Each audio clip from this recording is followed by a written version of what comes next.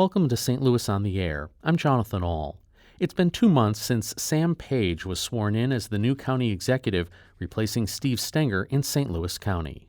The former St. Louis County Council chairman has implemented a number of changes, such as seeking to close a pay gap within county government between men and women and advocating for funding towards police body cameras and in-car cameras. Here to discuss what Sam Page has been up to are St. Louis Public Radio reporters Chad Davis and Jason Rosenbaum and our politics editor Fred Ehrlich. Gentlemen, thanks for being on the show. Thank you. So let's start with when Steve Stenger resigned and was charged and pled guilty. It seemed like we had a moment where there might have been some unity for the first time in a long time in county council. Is that an accurate assessment? I think so. I think that Sam Page is going through a honeymoon period right now from both Republicans and Democrats who I think were sick of the constant warfare. It wasn't just during the Steve Stenger administration that county government was divided. Stenger actually led an opposition coalition against Charlie Dooley that was eerily similar to what Sam Page led against Steve Stenger. So now we have two county executives in a row who came in kind of railing against the county executive's leadership, albeit at vastly different rationales. Like Steve Stenger defeated Dooley in a primary that people are still upset about, and Sam Page obviously became county executive after Stenger admitted to felonious crimes.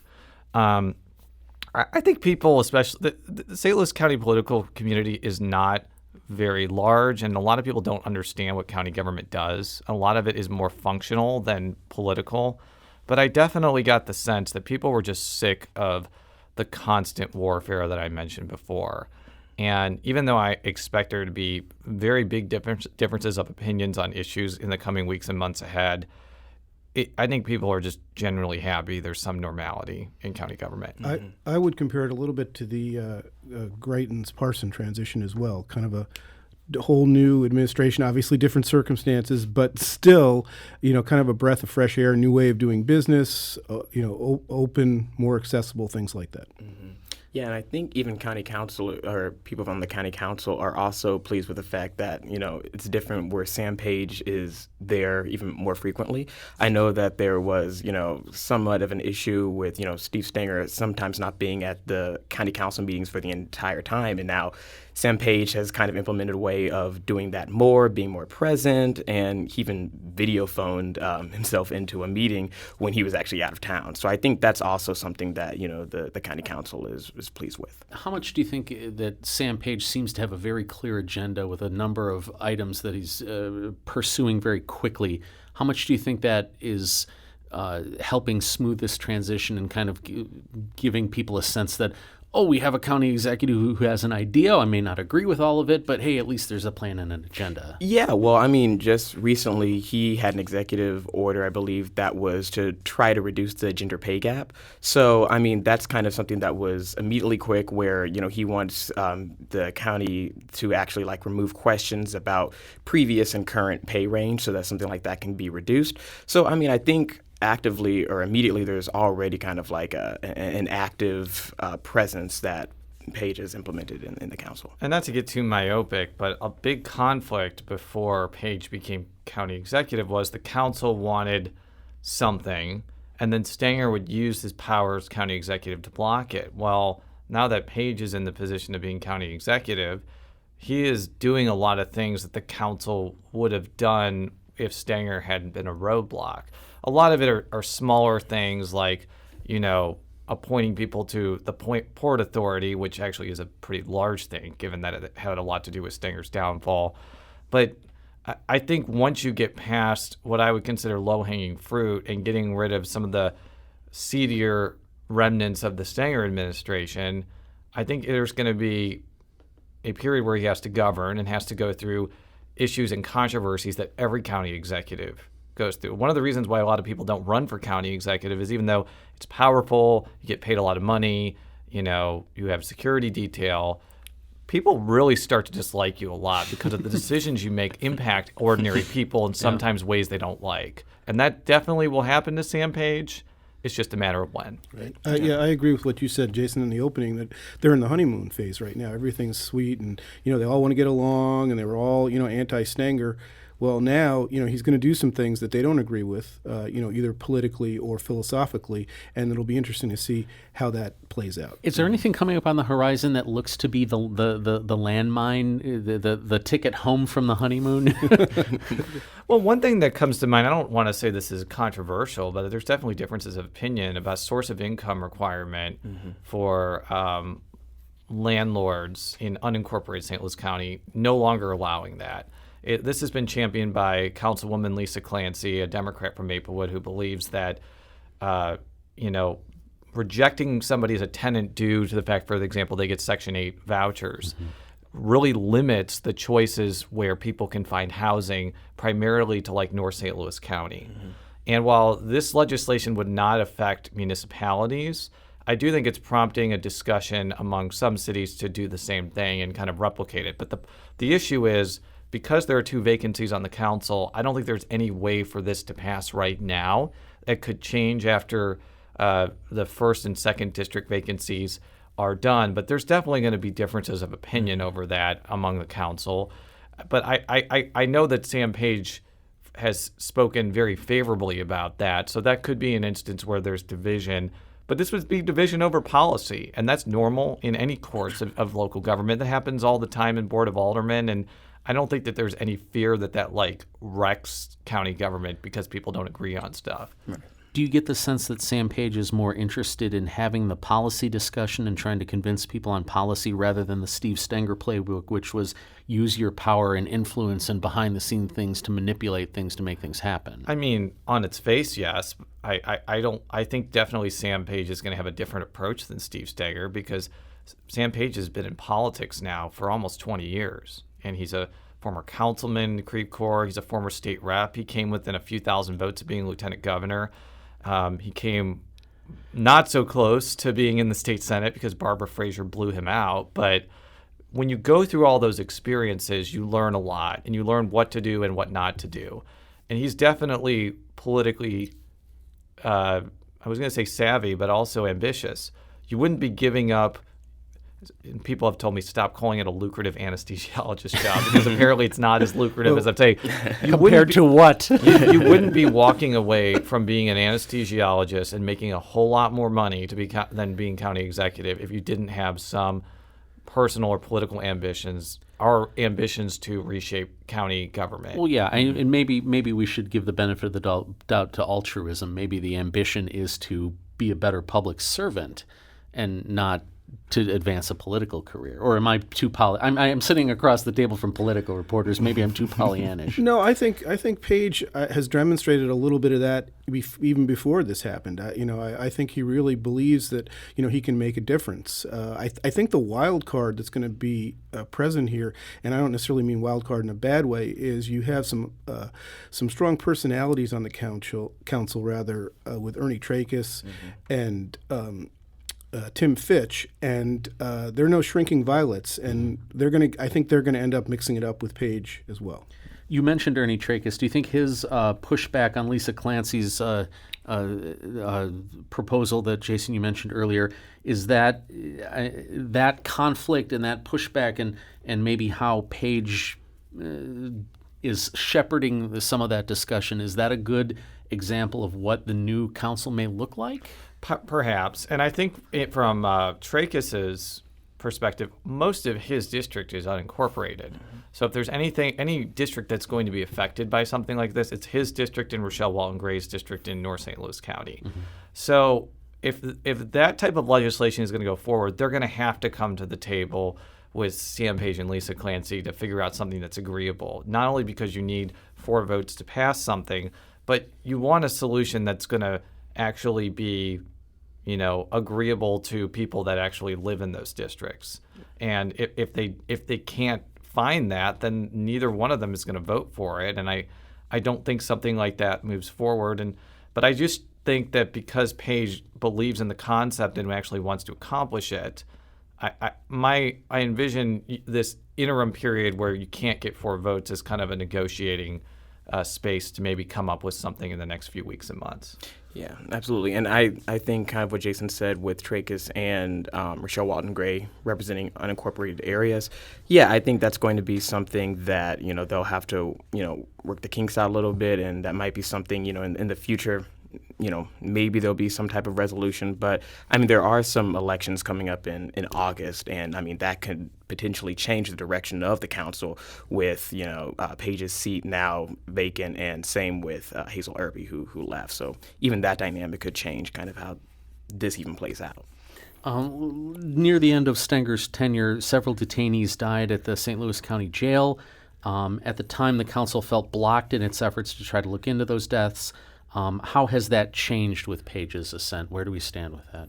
Well, even with that issue, that was definitely something that happened at the Justice Center, and that's even something that, the council has somewhat limited authority with. They held hearings over the past few months about the issue, and I believe some of the individuals who were, accused of the watching over the inmates or so, they weren't even charged by Prosecutor Wesley Bell. So, those are issues that I think, partially a lot of the individuals were adamant that the council could do something on, but at the same time, they really hold a lot of the power in just holding hearings, and there's kind of limited power with that. So it's interesting to see how, Sam Paige and, other individuals on the council are kind of going to go forward with that. Well, even in cases where council or the county executive doesn't have that much power, isn't a fair amount of it for show? And I don't mean that in a negative way, but in trying to let the people know that they are looking at something, that they're trying to investigate, that at least there's some acknowledgement of problems that they can do that. And does that help bolster Sam Paige, and does it help bolster the public perception of the county's governing body? That's an interesting question, because one of the long-running excuses in county government about the inability to effectuate policy is just you can't do it because the county doesn't have the power to do it, or it's getting into the jurisdiction of municipality, and there has to be some separation there. And there are definitely ways like Paige and the council can effectuate policy just by virtue of spending $650 million every year. That's going to have an impact on people's lives, whether they drive over roads or go to public health services, or other things that kind of emanate from that tax base. I just think that the bully pulpit only goes so far, and I'm not really sure that people know enough about county politicians to really follow what they do. For example, I always bring up this whole issue of special education disparity between the city and the county, and I really do believe that the only way to fix that is for people like Paige and St. Louis Mayor Lyda Crewson to use the bully pulpit and their political influence to do something.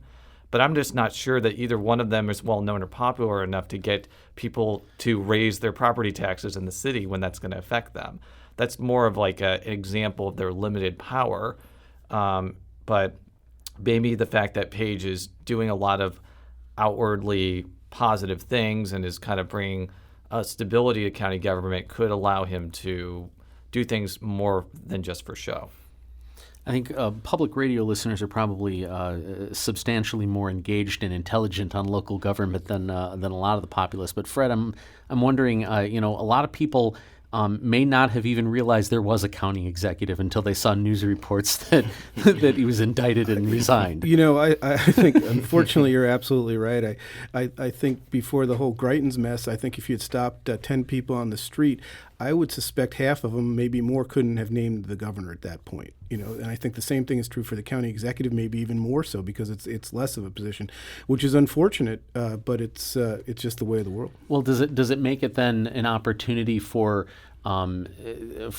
because good governance is often ignored, and maybe that's a good thing if things calm down and the county council can navigate through some policy issues, and is there an opportunity here for it to be something that can be pleasantly ignored? Well, in a way, I think you're right, because obviously the whole Stenger scandal just made people mad and brought up it's politicians they're all crooks, they're all in it for themselves, thing, which is not true. There's just some bad apples, just like every profession. So when you have good government, maybe it's quiet, but if it's effective, that's what you want, obviously.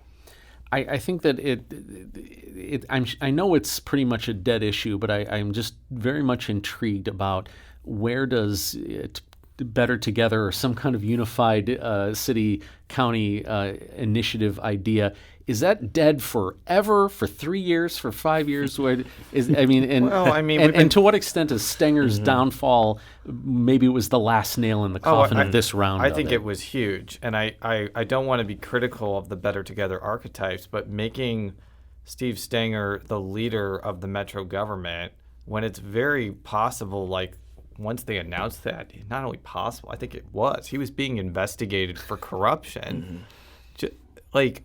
The optics of that are terrible. And even if he hadn't been investigated for corruption, he was deeply unpopular amongst a lot of people in the political community, and he was especially unpopular among African American politicians. So much so that the prospect of county leadership being in charge of St. Louis City was called apartheid by Starsky Wilson, because you had a largely white entity governing over a largely black entity. And he emphasized that wasn't because of Stenger, it was because of the arrangement.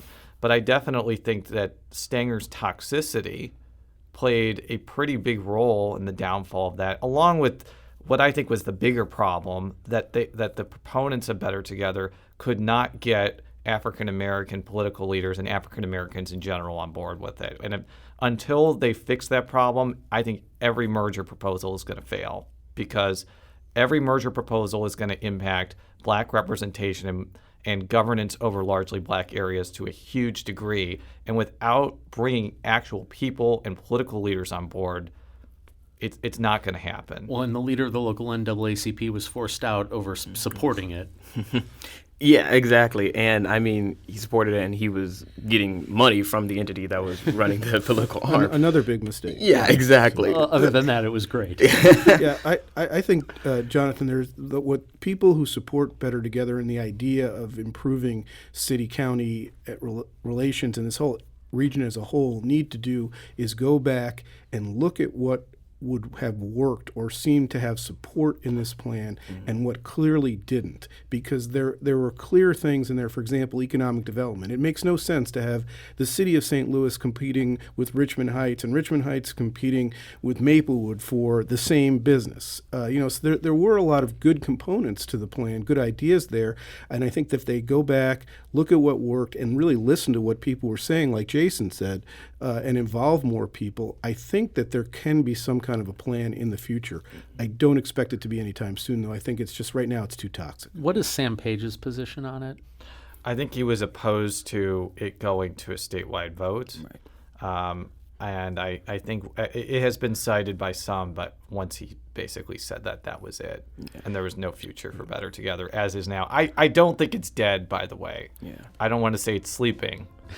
I think it'll be back. The perspective from Rolla, by the way, we were very intrigued about having an opportunity to vote on the future of St. Louis City and St. Louis County, but that didn't come to pass. Maybe one day. I want to thank St. Louis Public Radio reporters Chad Davis and Jason Rosenbaum and politics editor Fred Ehrlich. Thank you all for being on the show today. Thank you. This is St. Louis on the Air on St. Louis Public Radio 90.7 KWMU.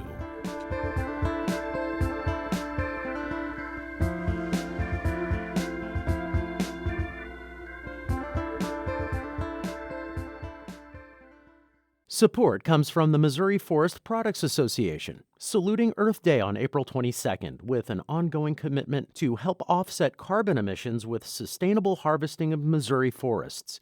Details at choosewood.com. The Gateway brings you the day's news from the St. Louis region and across Missouri. It also includes stories from the Illinois side of the river and our Metro East reporter, Will Bauer. In Alton, in Belleville, in East St. Louis, in Edwardsville, in Cahokia Heights, at Scott Air Force Base, I'm Will Bauer, St. Louis Public Radio. Listen to reports from Will and all of our journalists weekdays on The Gateway, on the STLPR app, and wherever you get podcasts.